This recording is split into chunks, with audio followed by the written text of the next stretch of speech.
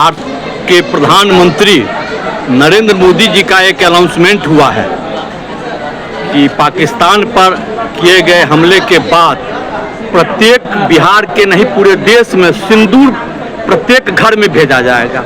आप इस पर क्या कर सकते हैं? देखिए, जहाँ तक सेना के पराक्रम की बात है, पूरा देश सेना के साथ है।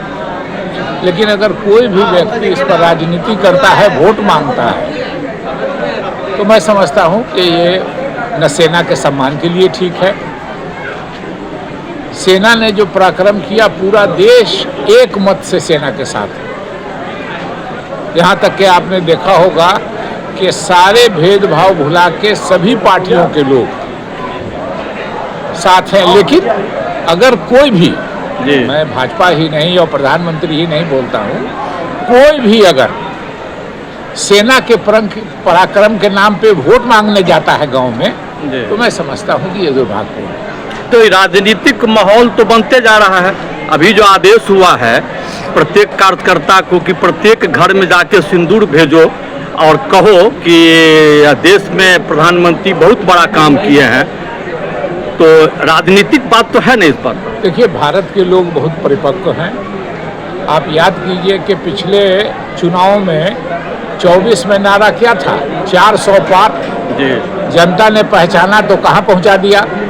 जनता को अगर ये हो गया और जो मैसेज जा रहा है कि सेना के पराक्रम के नाम पर भी हमसे राजनीति करने का कोई प्रयास कर रहा है, तो सेना इस बार 240 तो बहुत हो गया, शायद उसका आधा का आधा भी हो गया या नहीं हो, ये तो समय बताएगा। लेकिन देश की जनता समझ गई है और 400 पार के नारा से पिछले चुनाव में 240 पर पहुंचा दिया। बिहार में इसका असर होगा कि नहीं सर?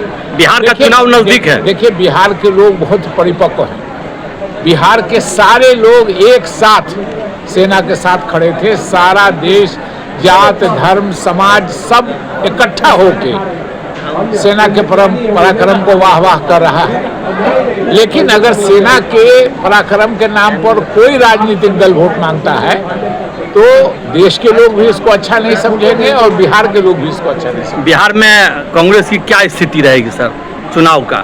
देखिए, हर पार्टी सोचती है मैं कांग्रेसी हूँ, मैं चाहता हूँ कि पार्टी मेरी अच्छा से अच्छा करे, ज़्यादा से ज़्यादा हमको सीट मिले, अच्छी से अच्छी सीट मिले। लेकिन गठबंधन में जब हम बैठेंगे तो एक दूसरे की शक्ति, एक दूसरे की कमजोरी, कहाँ किसका प्रभाव है, कहाँ किसका सामाजिक समीकरण ज़्यादा अच्छा है, कहाँ किसका उम्मीदवार ज़्यादा अच्छा है, उस पर विचार करके एक निष्कर्ष पर पहुँचेंगे। चूँकि लक्ष्य एक है, इसलिए हम समझते हैं कि अमेकेबल सॉल्यूशन होगा और कांग्रेस को अच्छी सीट मिलेगी। नेतृत्व किसका होगा सर महागठबंधन का? देखिए, महागठबंधन का नेतृत्व तो पिछले चुनाव में आरजेडी के पास था। बड़ी पार्टी वही है। जब तक नए सिरे से कुछ नहीं होता है तब तक तो अभी वही है। लेकिन चुनाव आने दीजिए, सभी पार्टियों को बैठने दीजिए, एक सामूहिक घोषणा करने दीजिए, तब आपको चीज़ें और स्पष्ट नजर आएंगी। तो धन्यवाद सर।